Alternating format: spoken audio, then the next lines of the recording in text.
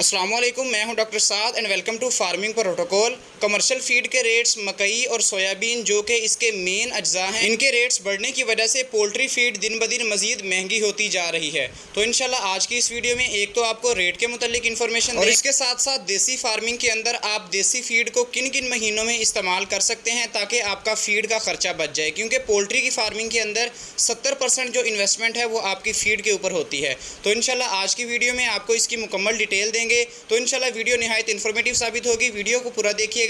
तो चलिए आइए वीडियो का आगाज़ करते हैं। वीडियो शुरू करने से पहले नए व्यूअर्स से जिन्होंने अभी तक चैनल सब्सक्राइब नहीं किया वो लाजमी चैनल को सब्सक्राइब करके बेल को ऑल पर क्लिक कर लें ताकि जो भी नई आने वाली वीडियो आए उसका सबसे पहले नोटिफिकेशन आपको मिल सके। तो चलिए आइए बिना तखीर किए आज की वीडियो का आगाज़ करते हैं। फीड के नए रेट अपडेट होने से पहले जो महंगी तरीन फीड की बोरी थी किसी भी कंपनी की, वो तकरीबन 3500 उसका मैक्सिमम रेट था। लेकिन आजकल जो मैक्सिमम फीड की कंपनीज़ के रेट चल रहे हैं 3600-3700 रुपये तक भी मार्केट में इसके रेट अपग्रेड हो गए हैं। क्योंकि इसकी बेसिक वजह मैंने आपको पहले भी बताई है, मकई और सोयाबीन मोस्टली इंपोर्ट होता है बाहर से, तो इस पर टैक्स ड्यूटी बढ़ने की वजह से फैक्ट्री मालकान ने इसके रेट बढ़ाए हैं और अल्टीमेटली इसका इफेक्ट फार्मर पर ही होगा जिस फार्मर ने फीड डालनी है, क्योंकि जो भी पैसा है वो टैक्स का वो फार्मर ने ही पे करना है। फैक्ट्री मालकान को जितना मुनाफा होता है वो उतना अपना मुनाफा बढ़ा लेते हैं। तो इसके पेश नज़र देसी फीड का इस्तेमाल बहुत ज़रूरी है, खासकर देसी फार्मिंग के अंदर, क्योंकि इसमें जो मुनाफा है वो हमारा महदूद है। तो अगर हम वही मुनाफा फीड के ऊपर खर्च कर देंगे तो हमारी जेब में कुछ नहीं आएगा। तो देसी फार्मिंग के हवाले से बात करते हैं कि देसी फीड का इस्तेमाल सबसे पहले अगर आपने छोटा चूज़ा डाला है तो उसको आपने 40 दिन तक कमर्शियल फीड का ही इस्तेमाल कराना है। और इसमें भी नए फार्मर हजरात को कन्फ्यूजन है, तो ये बात लाजमी अपने जहन में रख लें कि पहले 10 दिन जो आपने चलानी है वो स्टार्टर फीड चलानी है। खा वो 14 नंबर आप चलाएँ या 9 नंबर चलाएँ या 11 नंबर चलाएँ, आपने स्टार्टर फीड चलानी है पहले 10 दिन। और उसके बाद आपने 40 दिन तक, 11वें दिन से 40 दिन तक ग्रोअर फीड चलानी है, जो भी आप कंपनी का फीड यूज़ कर रहे हैं। तो लाजमी ये चीज़ जहन में रखें, अगर आप इनमें मिसहैप करेंगे तो आपके चूज़ों के अंदर ग्रोथ में फ़र्क आएगा। तो पहले 40 दिन तक आपने देसी फीड नहीं चलानी, क्योंकि आपके चूज़े की ग्रोथ रुक सकती है।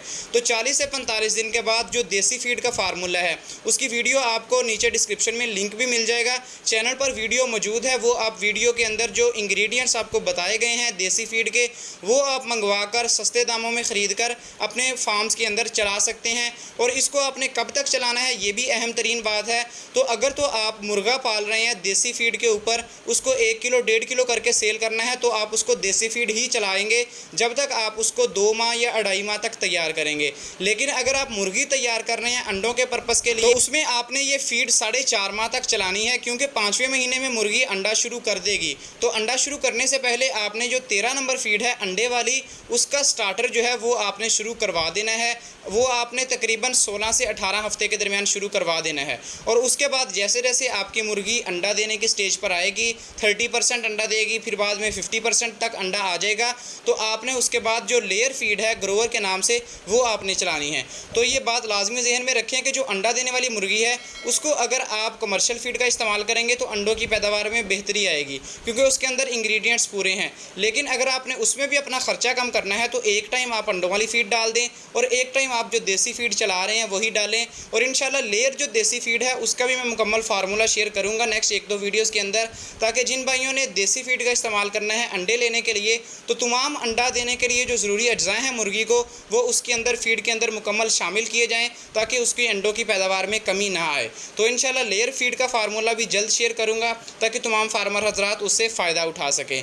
बेसिकली आज की वीडियो में आपको देसी फीड के इस्तेमाल के मुतालिक बताया है कि आप कब से किन महीनों के दरमियान आप इस्तेमाल कर सकते हैं देसी फीड, और अपना फीड का जो खर्चा है उसको कम कर सकते हैं। तो उम्मीद करता हूं कि आज की वीडियो आपको पसंद आई होगी। वीडियो अगर पसंद आई हो तो लाजमी लाइक कीजिएगा, चैनल को भी सब्सक्राइब कीजिएगा। इंशाल्लाह नेक्स्ट वीडियो में मिलते हैं नए टॉपिक के साथ, तब तक के लिए इजाज़त दीजिए। अल्लाह हाफिज़।